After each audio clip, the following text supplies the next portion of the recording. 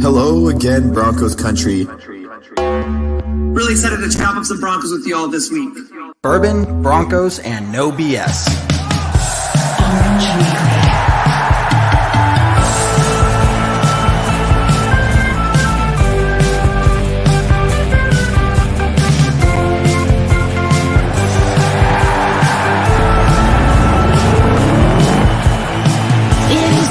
Favorite time of the week, but not for the Raiders, Chargers, or Chiefs.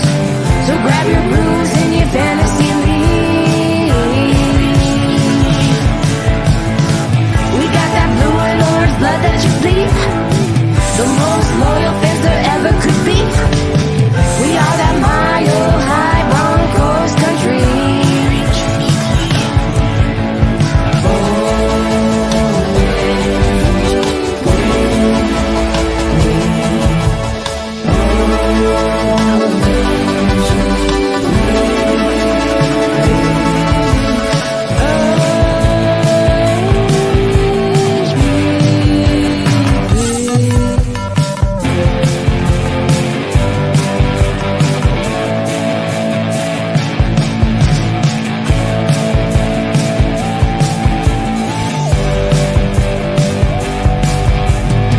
Orange Weekly, fans, brews, and Broncos news.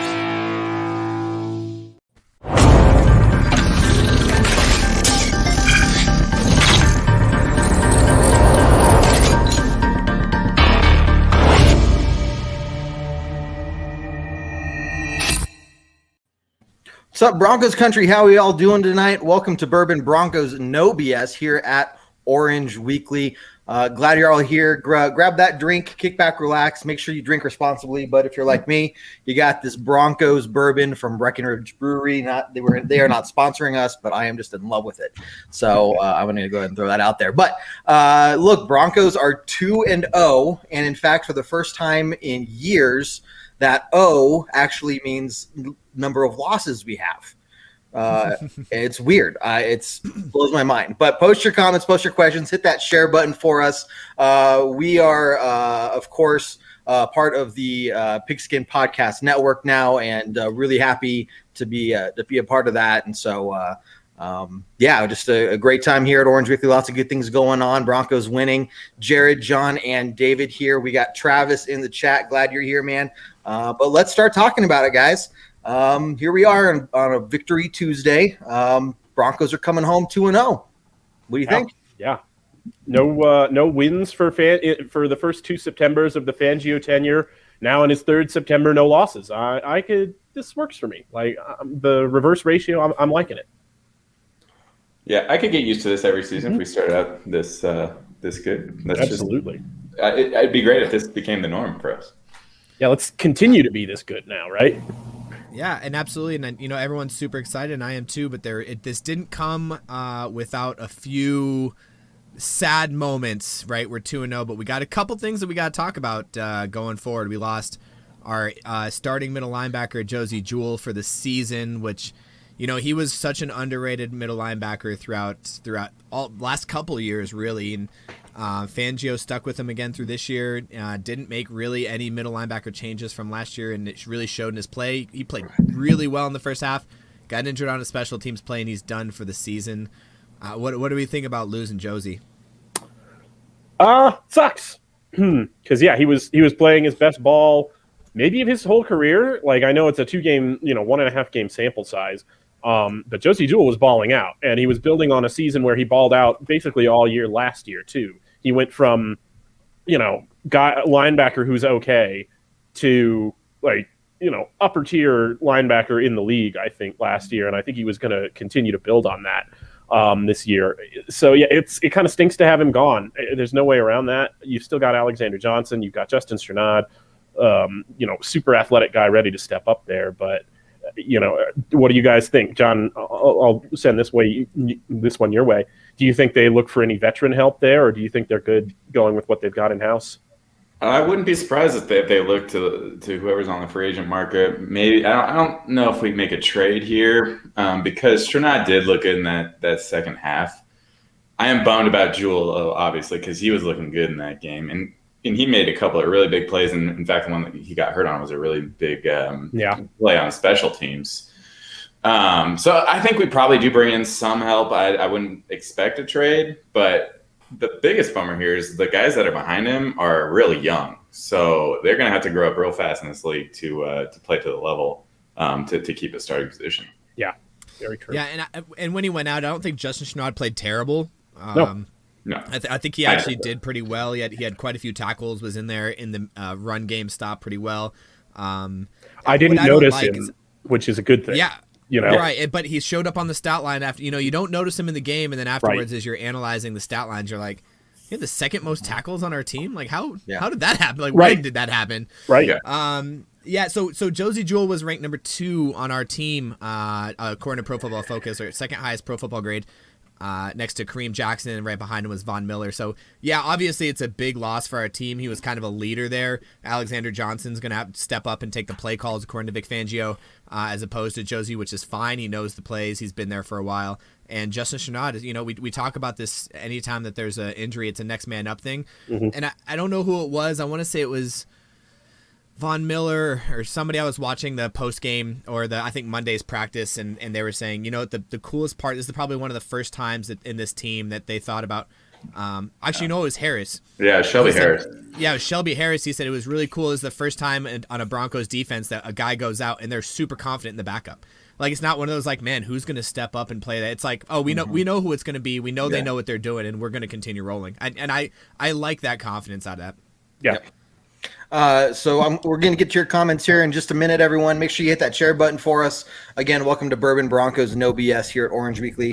Talking about the loss of Josie Jewell. So, brought up a bunch of great points about Justin Strnad, feeling confident about him. Now, kind of looking in the special teams realm, fun fact, Josie Jewell was our number 1 special teams person, according to Pro Football Focus, right? Thankfully, number 2 is Justin Strnad. So, okay. And that's through 2 games. So take it for what you will. Also take it for what you will. We are once again ranked 32nd in special teams. So we're just going to leave that where it lie. Let's not leave that where it lie. Let's talk about that. Let's you talk about want to delve into it because bad. I thought you guys would have to talk me down off my We're stool no bullshit here. This is no bullshit. This is how many years in a row that we're 32nd in the league in special teams. We just had a kick return to kick back on us on special teams. When we're using our starters, Yep.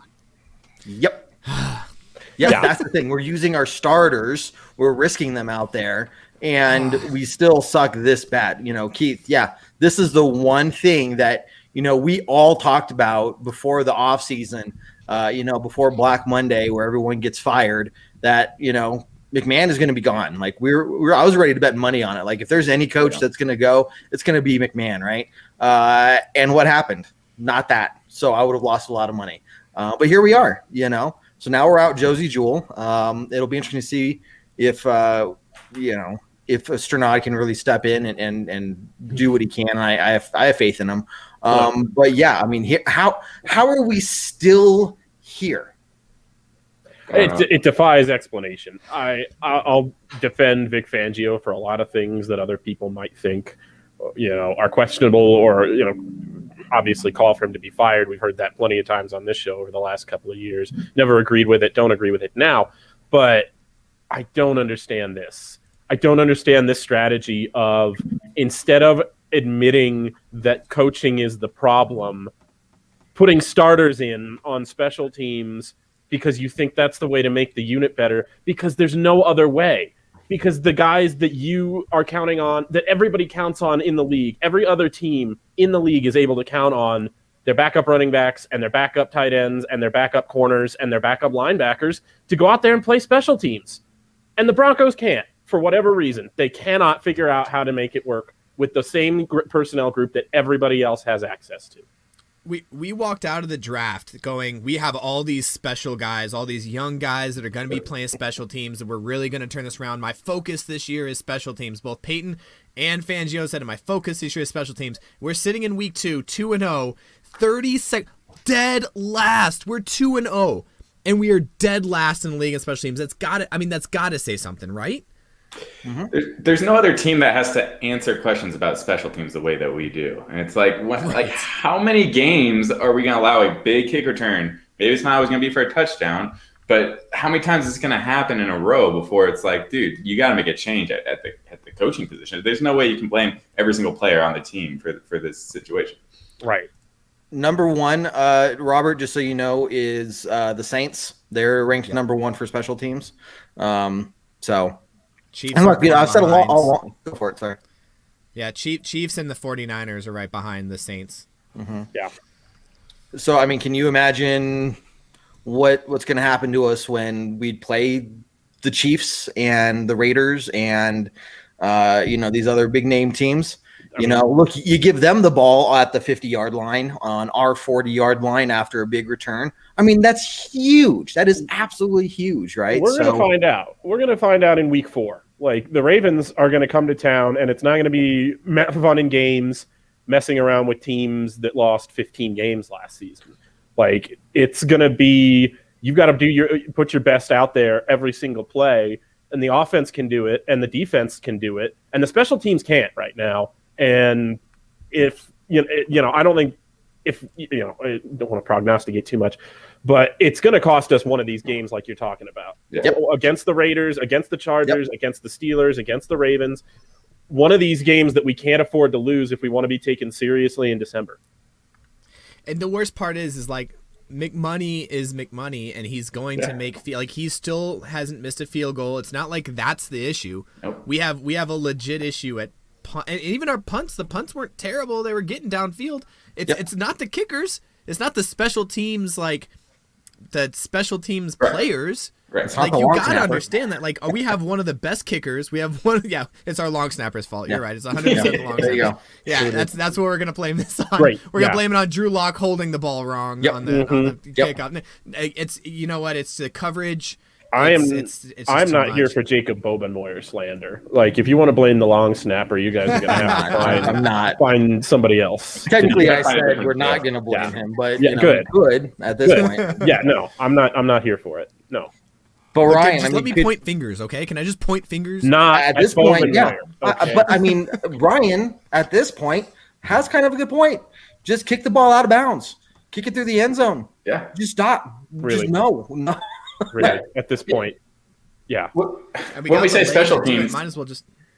When we say special teams, it's just our special teams coverage. Yeah, just punt it out of bounds, kick it through that end zone every kickoff. Like, don't give them a chance, because clearly it's not working. Yeah, and the more that we're talking about it too, obviously and probably because I think, are we the only team to get a kickoff return? That's probably why we're dead last.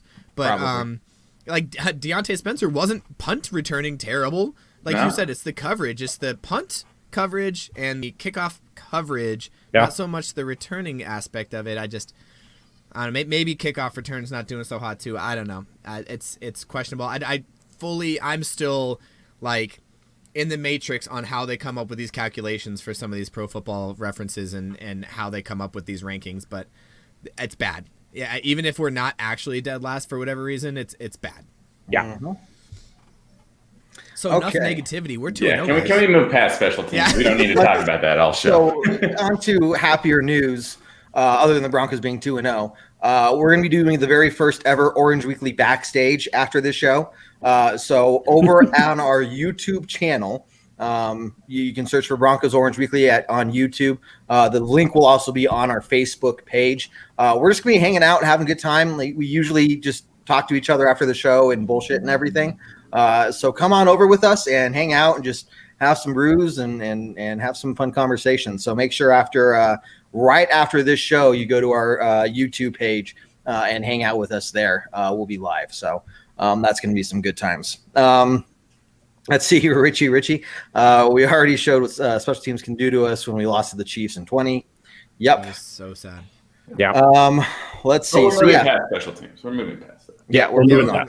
Moving on. Okay, so what else do you guys have on your mind? Obviously, the Bradley Chubb stuff. So we talked about Josie Jewell. We talked about special teams. Bradley Chubb out indefinitely, hopefully coming back this year. Like we're just going to start this episode I like this. Negative, and then the second half's going to be super awesome since we're because then we got the Jets. So let's get all the bad news out of the way now. And let's and then we got the Jets. And let's not linger because we got a lot of good stuff to talk about. Like we do. Jaguars and Jets. There's plenty of good stuff to talk about here. So let's skip past the Bradley Chubb stuff. Go ahead, Jared. The only real quick on Bradley Chubb that I do want to mention is a lot of people are really worried about the whole rushing him back thing. I remember at the beginning of the week, I think it might have been at the end of the game when they were asking Vic Fangio, like, why did you bring him back so early? Everyone's worried about, like, man, I can't believe he brought him back so early. It's his fault, basically. It's, the team's fault that he did this.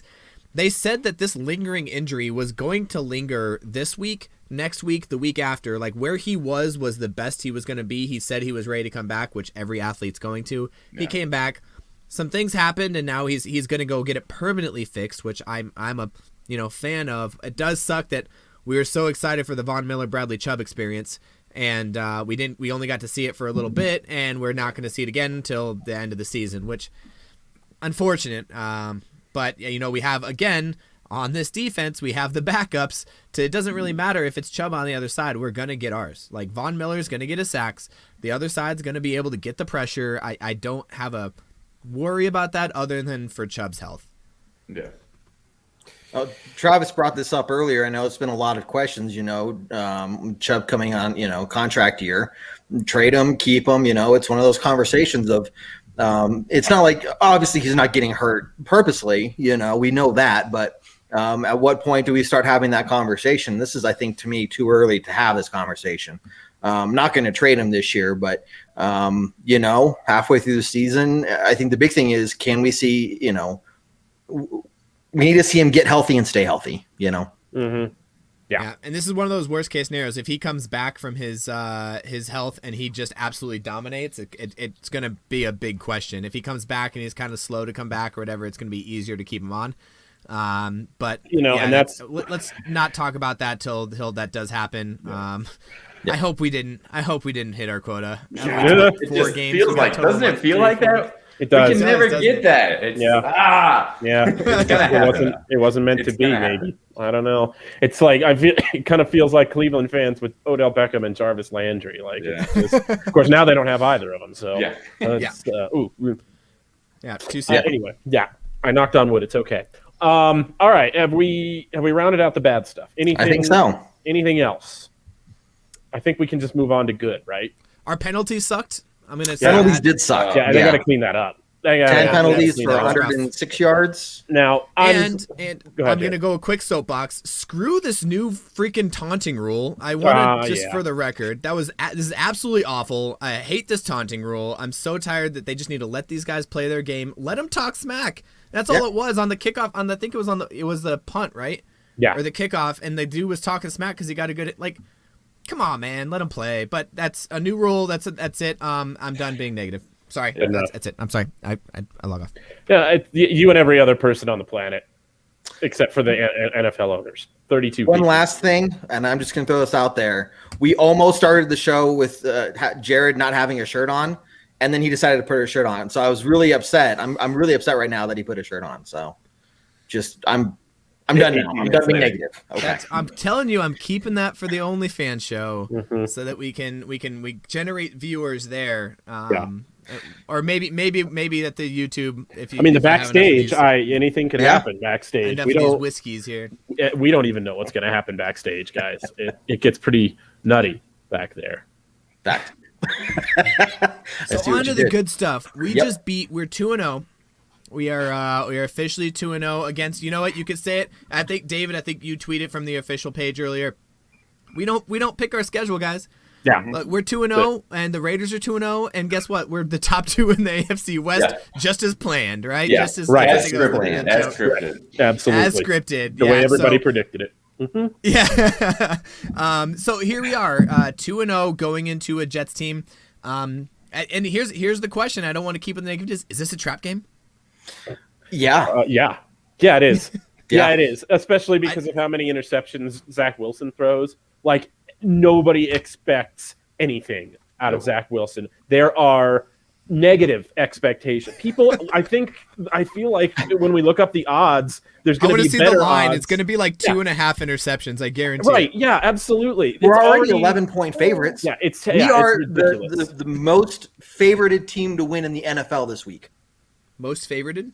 Yes. Yeah. Mm-hmm. Point The highest spread. point spread. Favorited. Yeah. The highest It's my point new spread. word. I Okay. was- That's yeah, how I favored understood we that, are. yeah. Is we're You got- favored. Yeah, okay. Okay. Okay. Anyway, so with expectations that low, you have to work really, really hard to disappoint. And for Zach Wilson and the Jets, that's a place that can be a place of freedom, especially when you're coming in against a defense like this, who you're not supposed to be able to do anything. Everybody's been talking about it all off season, and they've got all these great players, and they've got Patrick Surtain. He picked off his first pass. Now he's the real deal too, and like dangerous stuff there. Both of the last two games, we've seen the opponent who we didn't think was going to have any kind of offensive mojo at all come out and score a touchdown on the opening drive. And, the defense clamped it down both games after that. But, you just got to keep those expectations managed and keep the game in front of you. That's all. Yeah, talking about trap games, we kind of talked about this last week coming into the Jags game. And first half, it sure felt like that. It's like, this might be a gutted out type of game. Mm-hmm. So only thing there is hopefully they learn from that and can come out not overlooking the Jets like maybe they did against the Jaguars. I don't know. The second thought there, though, is we're going to be home for the first time this season. That place is going to be rocking. So that home field advantage should be for real in Denver this weekend. Yeah. That is one thing that I think, you can absolutely count on. Yeah, and I think that may rattle Zach Wilson just as much as the pass rush. The place is going to be rocking. Yeah, for sure. Yeah. Yeah, so I was going to touch on this, Richie. If you don't follow the pregame podcast, me and David will dive into this in the pregame podcast on the similarities in the two New York teams and their interior defensive line and what New York Giants did to our interior defensive line. If Jets are going to take that as a game plan for what they did. And I think the answer is yes. But go ahead and listen to that pregame podcast. Make sure you subscribe to that pregame podcast, and we'll go in depth on that one for sure. Spoiler alert. I hope Graham Glasgow's healthy.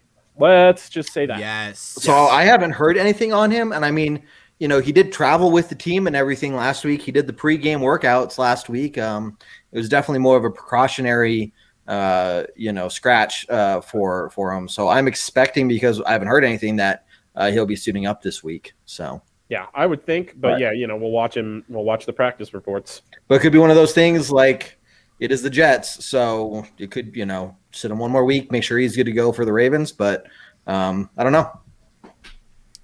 Well, it depends on if they like the matchup, and then they'll make that decision. That's why we're sitting on the couch and they're getting paid millions of dollars. So fair point. Yeah. So the Jets 0-2 going into this game, but against two very decent teams. I mean, they got destroyed on both of them. The Carolina Panthers are 2-0 as well, and so are the Patriots, the Bill Belichick Patriots, who, take them as they are. They're still the Bill Belichick Patriots with or without Tom Brady. But we are favored by 10.5 points. And again, another plug here. If you want to hear whether or not you should take that line, hint, it's probably a no. But you know what? Let's go ahead and throw it over to Ragers. Make sure you subscribe to the Ragers podcast. We will be going over that in depth on Saturday morning. You should see that hit your favorite listening devices, and we'll take some. I mean, I think we won 3 out of 4 last week, which was amazing. We only lost one last week. We lost one the week before. We are just on a tear right now. So please follow that and listen to that, even if it's just to hear some of those good betting lines and hopefully put some money in your pocket, because I'm making some decent money this year so far. And thanks to Ray and his expertise. So make sure you guys are following that. Ray's been doing it great. And let me just explain to you, like, I put money on the Chiefs to win. So I'm going to do a little bit of an experiment here. I think I might have jinxed them. So I'm going to put a little bit of money on the Chiefs to win again. If they lose, then I'm going to just keep putting money on them. You might just lose a lot of money this year, because I'll pitch in to help you out a little bit, but I just keep putting money down. How do you go broke, Kevin? Well, I kept betting money on the Chiefs to win and they kept losing. Well, that was a stupid thing. Nope, totally worth it. I love it. This is why you listen to Ragers and not me. Right. Awesome. Yeah, keep the jinx. Okay, we'll do, Keith. I'll let you know. We'll run a little bit of an experiment and see what happens. Hey, Chiefs, Chargers. Chargers defense looks real. So, this might be another loss for them this week. You never know. Could be. That'd be huge. Christopher, what do we think about Vic doing all these fourth down attacks on offense? We're talking about in the past, always wondering, why isn't our offense being more aggressive? Or and in the preseason, we talked about it, how we went off, some fourth downs in the preseason games. And we're like, there's no way he's going to do that in the regular season. And here we are 2 games in, and we see that he's very okay with doing that. So I don't know. I think it's great. The fourth downs this game seemed more like there were situations that made more sense than the first week that weren't really surprising. The reason we had to go for it a couple times, though, we were terrible on third down on offense this week. 2 for 11.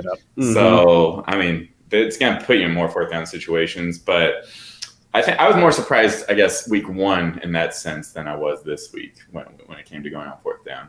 Sure. Makes sense.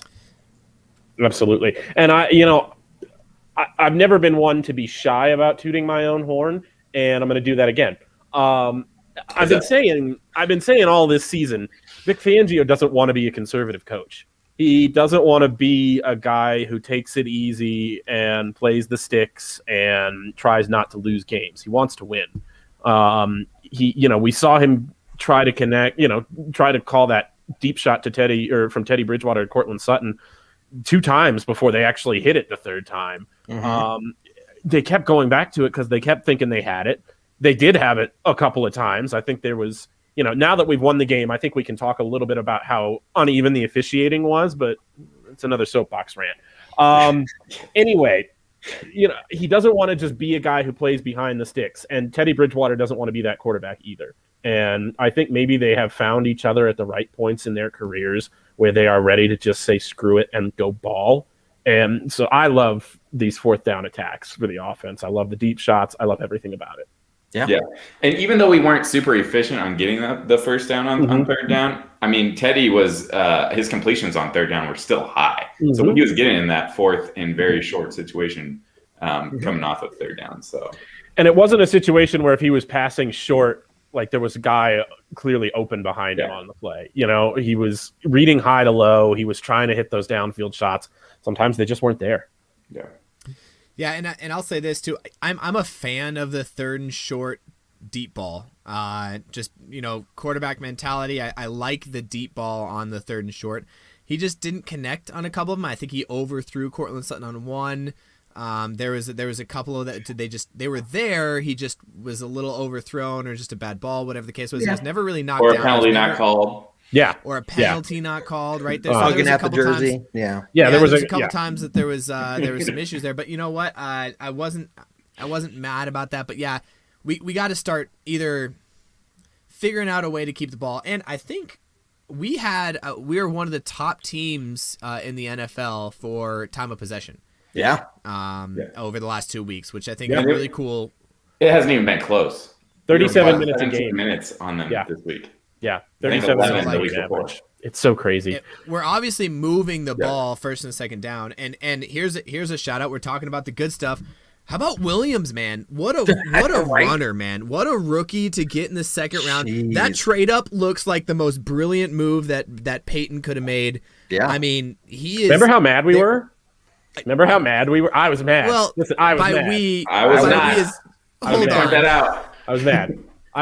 I was mad for about 5 minutes because I was there it is. Perfect timing. Yeah, there it is. Oh God, yeah.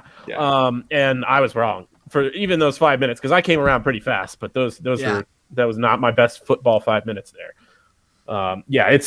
He's such a weapon. He just never goes down on first contact or second contact or third contact. He is a wrecking ball.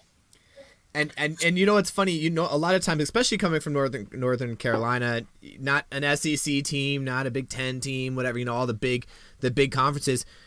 Is he going to be able to break the tackles like he did? I think he was a top tackle breaker as a running back in college football, and he had all the records. But man, he's coming out here, he's breaking some of these guys. He went through at least 9 people for that 10-yard, 11-yard run that he had. Oh man, it was amazing. He doesn't go down. He doesn't. The man does not go down. And it's interesting to see the breakdown. I mean, he is our running back for the future. I think that's clear at this point. Mm-hmm. Yeah. But for this year, we need to take advantage of having Melvin Gordon. I like the even splits with carries right now. Keep them both fresh because that's what's leading to these big plays in the second half, wearing down the defense and allowing that. I mean, last week it was Melvin Gordon, that 70-yard run, and Javonte Williams just had 2 or 3 runs that he was getting close to 20 yards each. So, I mean, let's keep it going. I think every week it just depends who's in the game at the point where the defense is just tired, and that's who's going to have the big yardage for that game. And big yardage, I mean, we're talking about 64 compared to 30 something for Melvin Gordon. So it wasn't like the best rushing game for us. But when we look at averages, he was on close to 5 yards a rush. So 4.9 or something like that. Yeah, and I mean, can you imagine how much better it's going to get if Melvin Gordon can get just a little bit better? You know, he's averaging 2.4. So yeah, my fantasy team would appreciate it too. But yeah, I'm gonna have to figure out how Melvin Gordon fits in with the future of the Kevin's platform shoes. Well, David, since you brought up fantasy, I would just like to point out for everyone listening, I am 2-0 against our co-founders here in Kevin and Jared, and it has not been close. Week 1 did not count. Okay, I'll tell you. Okay. I think I won both games by 80 points. Cortland Sutton for the record, 25 points this week. Didn't bet him after a 2-point I lost week to David and you, John, and both of you guys each week scored the most. Like, there's no way both of you guys in each week scored. I have the most points against than anybody else, and it's not even close. Yep. Do better. Have a better play defense. This isn't the Big 12. Hey, John, just wait. I'll get you in the playoffs, man. You saw what the team did once Aaron Rodgers actually came out to play. This I is scored the thing. over almost 180 points myself. So Kevin's rolling on a gamble this season of like just starting an offense basically. Yeah, like a whole team's offense. It's not ideal. No, it's not like because when they do when you have Aaron Jones score 2 touchdowns in a game, great. But when they score 10 points a week, that's gonna be rough. That's the question: is Green Bay do what they did last year and just roll over teams left and right? All right, back to a team that plays in orange. Let's go back to Williams because I want to mention this last. He is one of the best pass blockers I've seen in the orange and blue in a long time. Yeah. And there's a reason why the Denver Broncos are 5th in the league in pass block. And granted, I think it's a big part about the offensive line. I think the offensive line and Munchak has done an amazing job there. But I think that the running backs, the fact that you could put either one of those running backs in there for any play, outside run, inside run, pass play, pass block, swing play, screens, both of those running backs can do every single one of those things, and I think that's what he likes. I really like the way that this offense is finally starting to click. I like the way that this offense is working, the way that it is. I like Williams as the pass block. I like him in air. I can't say enough about it. It's so fun to watch him just blow up linebackers blitzing into the hole. It's like, man, this guy's a rookie. He's a 3-down back. Yeah. We might be in a situation next year where we're like, who's our number 2? We don't care. We're gonna be like the Titans. I'm not gonna compare him to Henry yet, but right. Who's the Titans' number 2 running back? That might be the situation we find ourselves in next year. It wouldn't be surprised. Mm-hmm. Fantastic. And Javonte Williams is our number 1 pass blocker. Ranked pass blocker. So Christopher, that's the wrong orange and blue. So wrong orange and blue. Yeah. It's incorrect. We're just gonna move on. So let's see. We talked about the podcast, guys. Make sure you listen to the podcast. The post-game podcast will come out tonight. Make sure you listen to that. I did try my hand at making a prediction, kind of like the pregame podcast does. So you make sure you listen to it to hear what my prediction is. Kind of wanted to show you how easy of a job the pregame podcasting kind of realm is. So just listen for that. Throwing you guys under the bus. Yeah. Okay. All right. Oh yeah. The post game podcast is hard. Well, we had that many yards and that won. many touchdowns, and we won. This person played very, very well. I think that means we won. Well, but Kevin's point, you guys just can say whatever you want. It doesn't matter if it happens or not.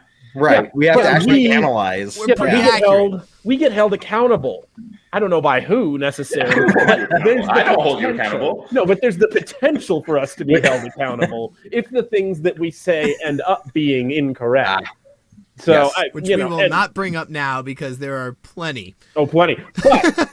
But on the other side of that, you guys hold yourselves accountable. On the other side of that coin, much like earlier, we do want credit for the things that we call correctly. More credit maybe than we're entitled to. But yes, lots, certainly. So I don't think that anybody's talked about Patrick Surtain getting his first career interception in an in-depth way in Jacksonville. Jared and I were both on that. We called that on the pregame. Absolutely. And check out this week's pregame podcast if you want to hear more of our thoughts on Patrick Surtain's interception potential against rookie quarterbacks. Don't jinx us. Mm-hmm. So really quickly, here's the thing, David. I have offered one of my tickets to the Ravens game to David. So David, I think I came up with a price for that ticket. It is you on air admitting that the pregame podcast is better than the postgame. Reverse that. The postgame is better than the pregame podcast. No, I was like, take David. Just say yes. Just go. Just go. Just go. Just say yes. So do you want to go to the game? Like in chess, you stopped saying the sentence, so that should count. There's bourbon in the name for a reason. All right. Yes. We are all drinking. Well, Kevin, I mean, I don't drink bourbon, but listen, as the only defector from Team Puffball, I really, really think. How much is your pride worth? At this point, it's tough. It's tough because I want to see that Ravens game. I really want to see that. I'm just kidding, man. I'm not going to make you do that. That's good because I don't think I could do it. He was on the verge. He was. Okay. Yes. Let's get back to the timeout. What about PS2? We haven't talked about them yet. There are way too many Puffball fans here today, and I'm not a fan. Yeah, they're here every day, Jared. It's because Jared, you gotta accept it's a lot easier to root for a puffball than it is a visor. I guess especially Colorado. There's reason. For the record, this started off as a Team Visor versus Puffball, just like me versus David arguments on certain things, and it's turned into this incredible, amazing. Which headwear is better? Yeah, it's really incredible. And the only reason that you're upset about it in any way is because you're losing, and you know that, and it hurts you, and I understand. But also, I'll take that. Okay, and also I can't stress this enough. The visor is the headgear of a jackass. Well, can we just wow? Or a tennis player. Yes, tennis player. Volleyball is appropriate. Tennis or golf or volleyball or jackass. Which one are you, Jared?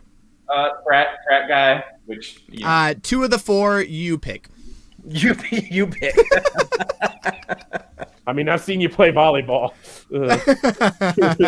All right, let's move on. So we talked about Pat Surtain. We talked about how amazing he was. First pick of his career. I do have some money. I think I took him for Defensive Rookie of the Year. He didn't start off so hot, and I was with every time he was getting beat, I was getting a little worried about my bet. But then he got the pick, and he got another batted ball towards the end of the game. And I think just like the Denver defense overall in the game, he really picked it up towards as the game progressed.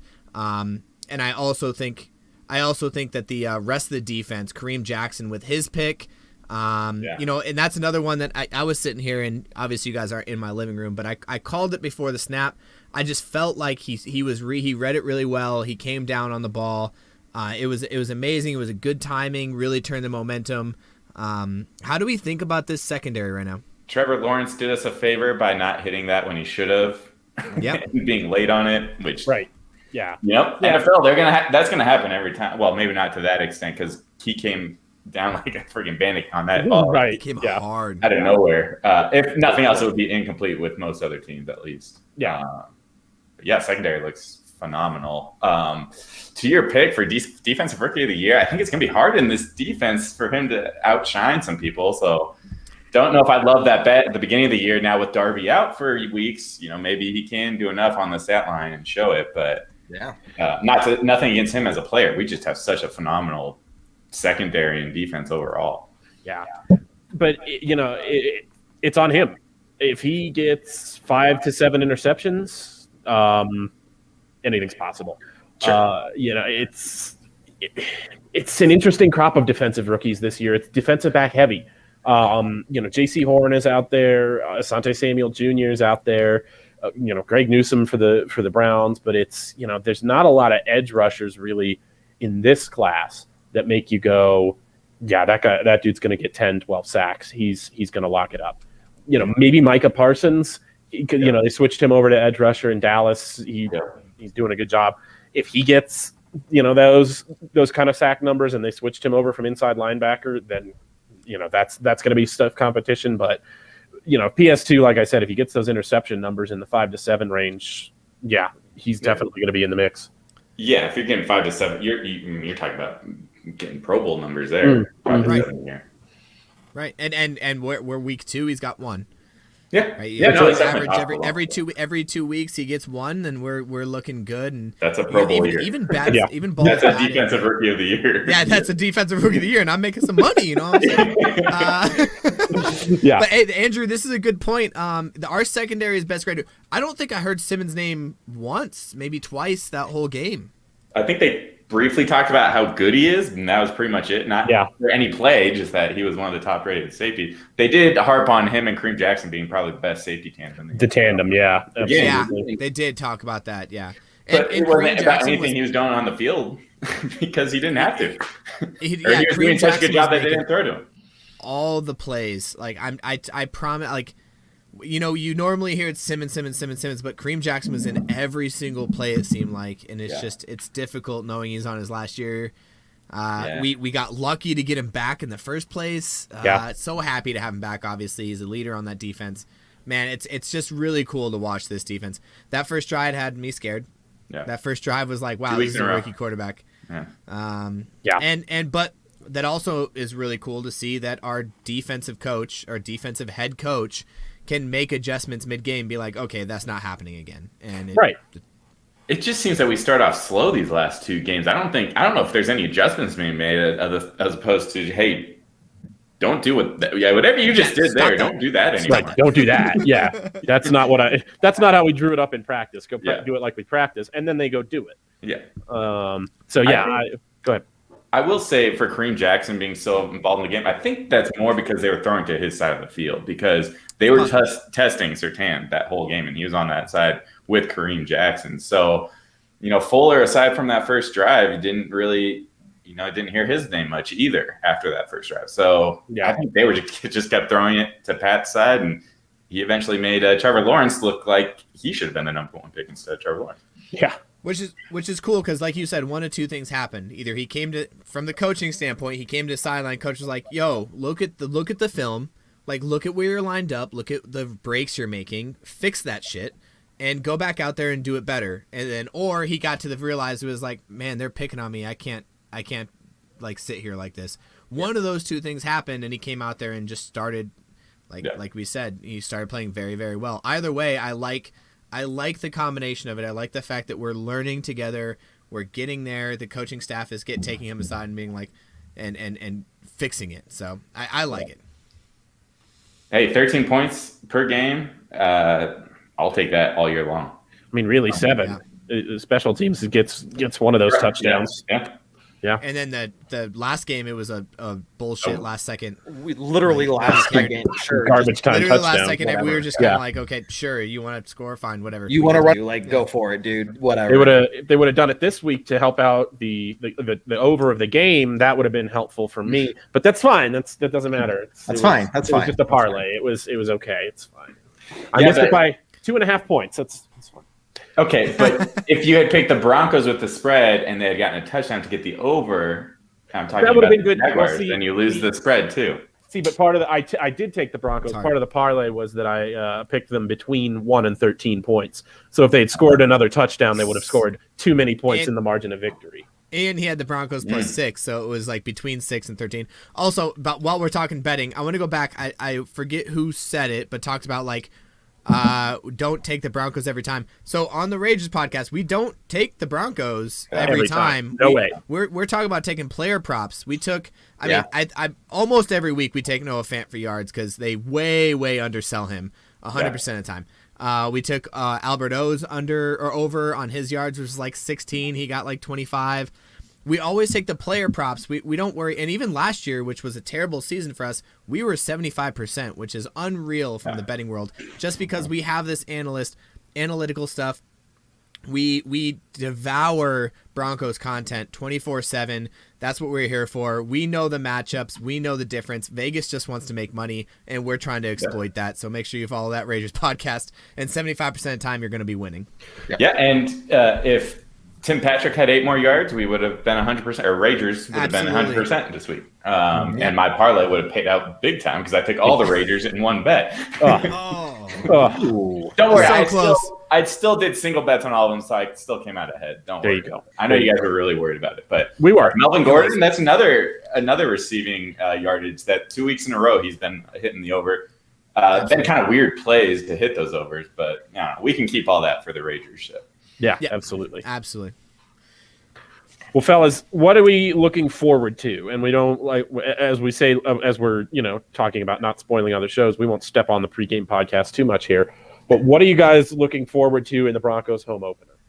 So for me being there, and I think for all of us, even if you're not going to be there, just seeing the team at home and hearing how excited that stadium is going to be, I think it's going to be the most excited that stadium has been since the Peyton Manning era.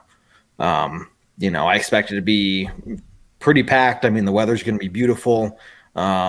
It's an afternoon game on top of everything else. So, I'm excited for the atmosphere. I think, what Keith said it earlier, we play crappy in the early East Coast games. So to be in an afternoon game at home after going 2-0, just hearing the locker room hype, that Fangio gave after the game, they are so excited to come back home 2-0. So not only are we just absolutely stoked, but the players are too, and I think they're just going to absolutely ball. Now they just got to take the Jets seriously, and not let him fall into a trap game situation. But I think it's going to be a fantastic atmosphere, and just so ready to experience that. I'll be shocked if we have 10 penalties. I don't think that's going to be a consistent thing this year. I'm excited to see Vic Fangio against another rookie quarterback in Zach Wilson because he knows how to beat him. And I think it's going to be a rough day for Zach Wilson. Yeah, me too. I'm really looking forward to that. And I'm excited for a third game. A third game with a Von Miller sack would be phenomenal. Oh, I think he's going to get the rookie. I don't know. Maybe you guys will touch on that in the Raiders. It's always hard to pick us who's going to get a sack in a game or an interception in a game. But you guys did on the pregame last week, so true enough. Yeah, and we'll see. We'll see what the lines come out on Friday. Usually Friday evening. We record Saturday morning. So if the lines are over 2.5 or 1.5 interceptions, it might be tough. Usually it's 0.5. Usually it's do they throw an interception or not. Yeah. And that might be easier to take, but we'll see what happens. I'm interested to see how much pressure we can bring to the Jets because it seemed like to me, and you guys can disagree with this, other than the one sack and maybe 2 or 3 rushes, we didn't get a lot of pressure on Trevor Lawrence on places where I thought we would have. Yeah. Right, 3rd and longs. When we were only rushing 4, I thought our defensive line would have been able to get a little bit more pressure than they did. I'm interested to see at home on the first drive, and we talked about this too, start off slow on the first drive at home with the fan base behind them, how much pressure we're going to be able to get on this rookie quarterback. Yeah, but I think because they did touch on this in the broadcast as well, the Vic Fangio defense isn't – because that's what every other coach does against rookies especially. They're going to bring the rush hard. Pressure. Right. Fangio plays it pretty much the same against everybody and only allows 10 points a game, 7 points a game. He doesn't change it up, bring a shit ton of rushers because, that's an easier beat for the quarterback. He knows people are in his face, which means there's less coverage out there. So I do want obviously more pressure, but I want it to come from our base 4 defensive linemen, right? And that's what I mean. Rushers, Right. So, yeah. I think our interior defensive line, I think we could step up a little bit more on the interior defensive line. I think the outside rushers are doing what they can. And there was the Von Miller sack was 100% an interior defensive line sack. Yeah. I forget who it was. I think Draymond Jones basically took on the double team so that he could come underneath and get the step up sack. But I'd like to see more pressure, like you said, from the base 4 rushers. Yeah, absolutely. And, if they dropped 7 or 8 every drop back for the Jets this week, I would love it. Because I think, Zach Wilson has always been that quarterback in college, in the pros so far. He's going to test his arm. He's going to see what he can do. And to quote the old phrase, fuck around and find out. Love it. I love it. So I know we're getting close I want to to the see end of another the show. Pat Surtain interception. If we can get another interception, if we get 2 interceptions the first 3 games, he's rookie of the year, defensive rookie of the year, leading, and I'll take it. Was that your bet after 3 games? Is he gonna be leading? No, it's end of year stuff. But if we start that way, it's hard to go back. Yeah, there you go.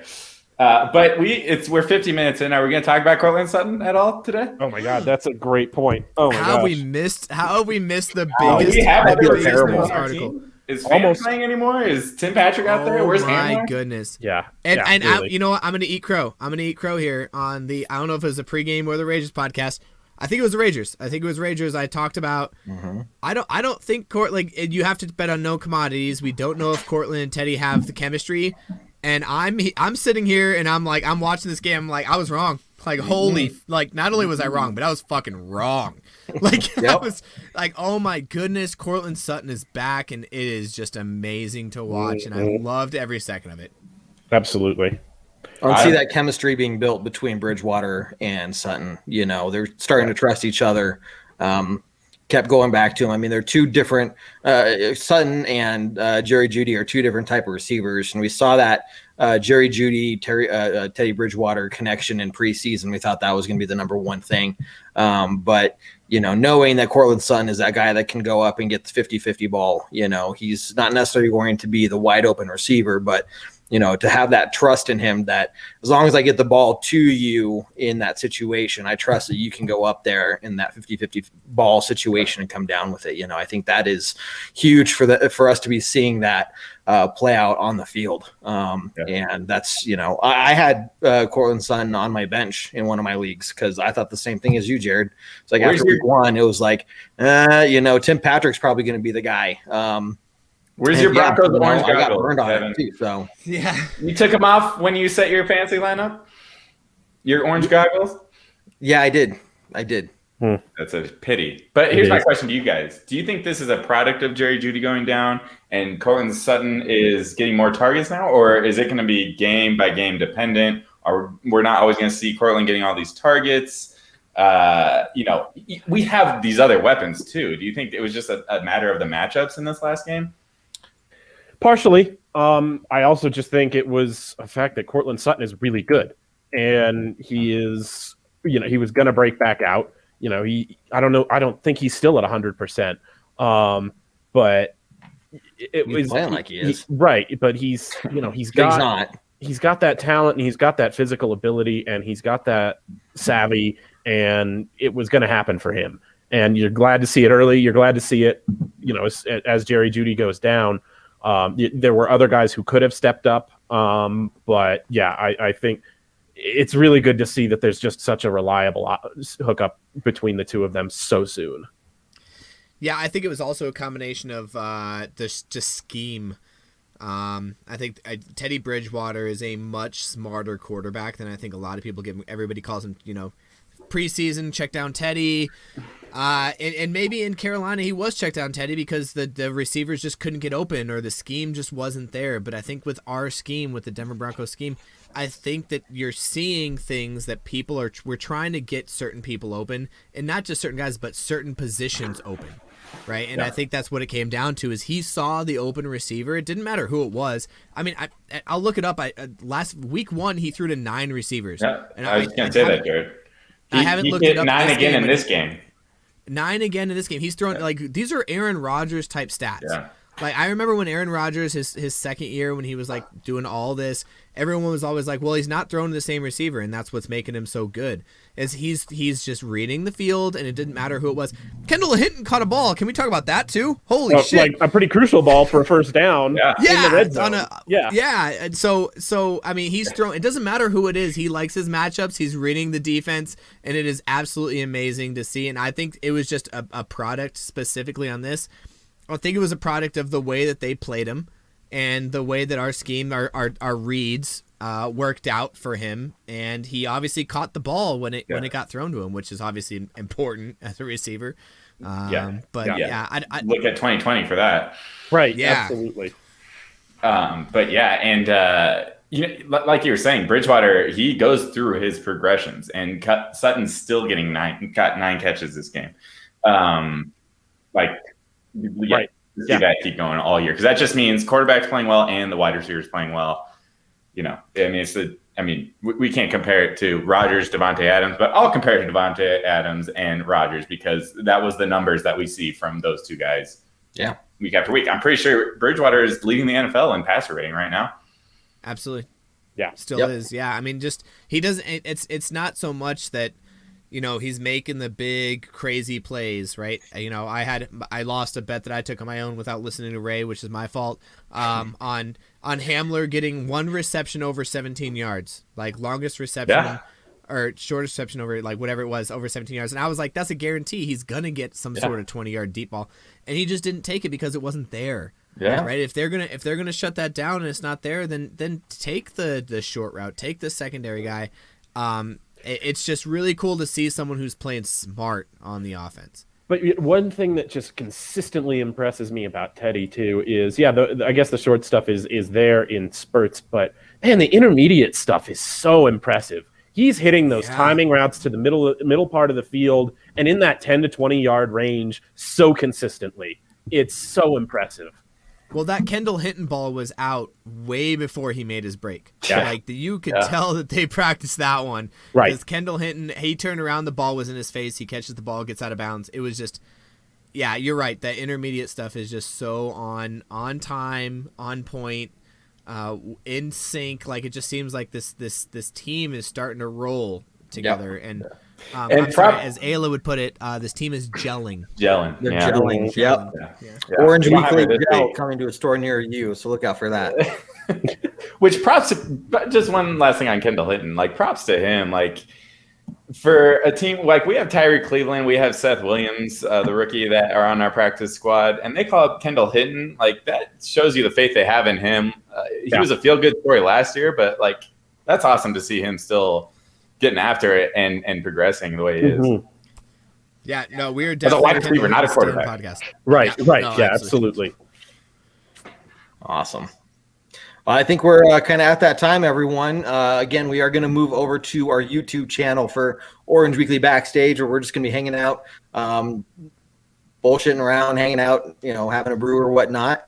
So make sure you either follow the link that's going to be posted on our Facebook page and whatnot here in just a minute, or just search for us on YouTube, Broncos Orange Weekly, and we'll be live there. But with that being said, let's go around the room. Any closing thoughts? Jared, we'll start with you, man. We are leading the AFC West with the Las Vegas Raiders. Think about that for a second. Not even the AFC West. AFC, Jared. The AFC. AFC. We're leading the AFC with the Oakland. Sorry, I did it. The Las Vegas Raiders. It is unreal. It doesn't matter who we played. I think we are on a good route. I don't think the New York Giants, after the way they played Washington, are anybody you can sleep on. I think the Jacksonville Jaguars you could absolutely sleep on, but that's a different story. Okay. Yeah, and then we're going into a home game against an 0-2 Jets team, which also has a rookie quarterback, and we have a lot to look forward to this year. Going into the rest of the year, I'm just super excited about this team. If we can stay healthy right now, that's my big problem. That's my big concern is our health, and obviously in this game, in any sport, you have to worry about things that you can't control, right? It's not a strength and conditioning coach issue when you tear an ACL. It's not a strength and conditioning coach issue when you break both your ankle. Who is it? Carson Wentz that broke both of his ankles somehow. I don't know how that happened. Yeah, right. But really what it comes down to is staying healthy and having the right guys in the right place. And I think we have it this year. This is the first year in a while that we can get really, really excited about what's to come. Regardless of who we play, I think we're going to play them well, and I just cannot be more excited to be a Bronco fan, and that's where we're at. Orange and blue goggles on for the rest of the season. We're not mathematically eliminated because we're 2-0. We're top of the AFC. Yes, we are. I think teams who go 3-0 have something like a 70-odd% chance to make the playoffs. 2-0 has I think it said 64% or something. Yeah, 64, 68, something like that. It is a really fun place to be in. I don't know what the rest of the season looks like. I went back and looked at the schedule today again, and there's some games that look a little bit easier, and other games, like 2 Raiders games, those are going to be fucking wild this year. Those are going to be intense. I cannot wait. Yeah. By the way, if me and David will be at the game in Vegas on the day after Christmas. So if y'all are going to be in Vegas, let us know. Yeah, hook it up. You want to talk about a Rager? Yeah. Anyway, so Jared, I agree with you about the injury issues. Hopefully, we've had our bad luck for the year already as far as it goes. It's so fun to talk about a team that's got balance. That when you look at the offensive production, it doesn't feel fake. It doesn't feel like it was a mirage or a 1 week wonder. It feels like it's built on sustainable principles, starting with quarterback play that you can count on every week. And that's the most refreshing thing to me about this 2-0 start. It's so encouraging to go into these games just knowing I don't have to worry what that's going to look like. It may not be a Chiefs offense every single week, but I know it's not going to be putrid already. Mm-hmm. Yeah, Rich. You know what? And maybe I just don't know, right? Maybe I don't know these things. If it is soft issue, and there's some sort of issue with the soft tissue coach, maybe soft. If there was a soft tissue issue, soft tissue, then yeah. So, John, what you got, man? I don't even know how to this is what you have to look forward to after the show. Some of it was. Exactly. But which part? That's what happens when you soft issue for an hour straight with no one slowing you down and actually encouraging it. But no, here's what I'm excited about. I thought we was going to be a total blowout to the Jags. And, I think it really was, minus the scoreline. Like, it was still a 10-point win. And we beat the spread, most importantly, for all of our bettors out here. I realize this show's slowly becoming more of a betting-themed show, but we'll, again, keep that for the Ragers mostly. Want to bet? But this week, I really think it's going to be another blow. I think it's going to be a blowout to the Jets. I'm looking for like a 20-point win here. At home, last week we had some penalties that stopped a lot of drives, or penalties that weren't called that were blatant, in my opinion, that should, took at least points off the board, whether it was a field goal or a touchdown, that should have been called. So, I'm just looking for a bloodbath against the Jets this week, and then we can really get hyped up against the Ravens for next week. As fans, it's okay for us to overlook opponents. As a team, obviously, we don't want them to do that, obviously. But I really think it's going to be a bloodbath against the Jets this week. Okay, very good. So I was going to say, if you do see me at the game, who was it earlier that said they're going to be at the game? Anthony. Christopher or someone. Anthony said he'd be at the game. Anthony? Yep. Yeah, hey, if you see me at the game, say hi, for sure. But, I'm looking forward to that and, seeing some score predictions in the chat here, which reminds me, don't forget about our pregame show, the tailgate talk. We'll take your score predictions there. And if the Broncos win and you guess the score correctly, we'll send you some free Broncos swag and Orange Weekly swag. So make sure you join us there about an hour or so before game time, where we'll just kind of break down the inactives, any other news, and hear your thoughts on the game that's about to start. So you got that. You also got the halftime hash I think Jared might have it this weekend for the home games.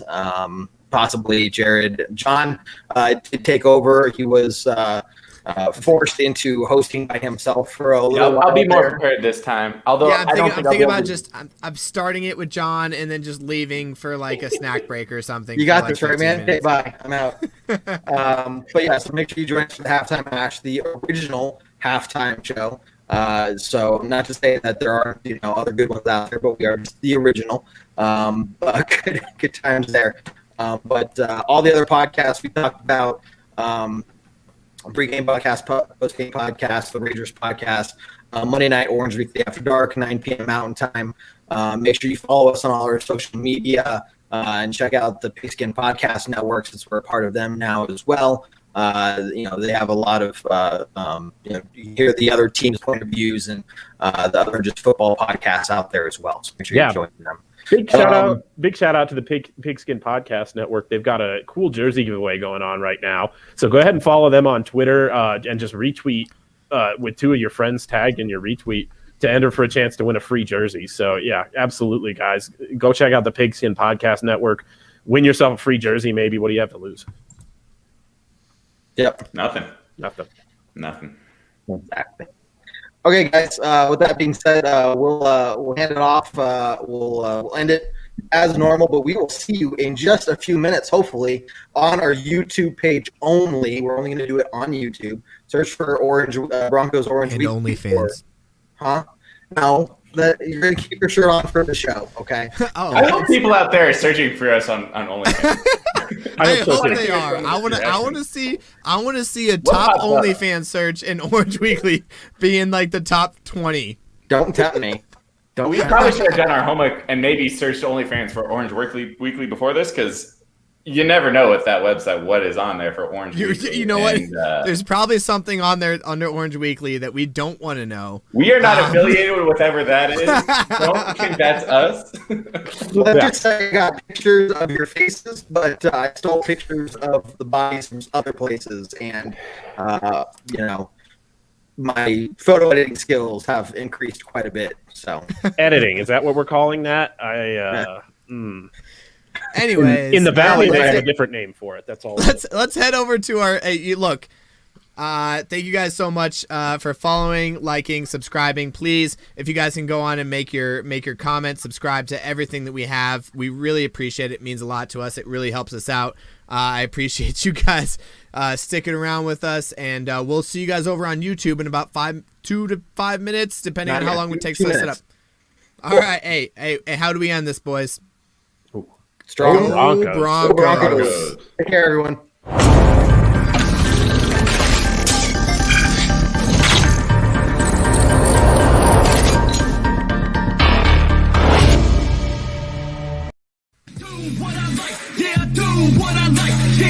What I like, sipping goose, if it's right, and I go with the flow, yeah, I go with the flow, yeah, I go with the flow, cause I know I'm the show, in the zone, here I go, in the zone, here I go, in the zone, here I go, yeah, they know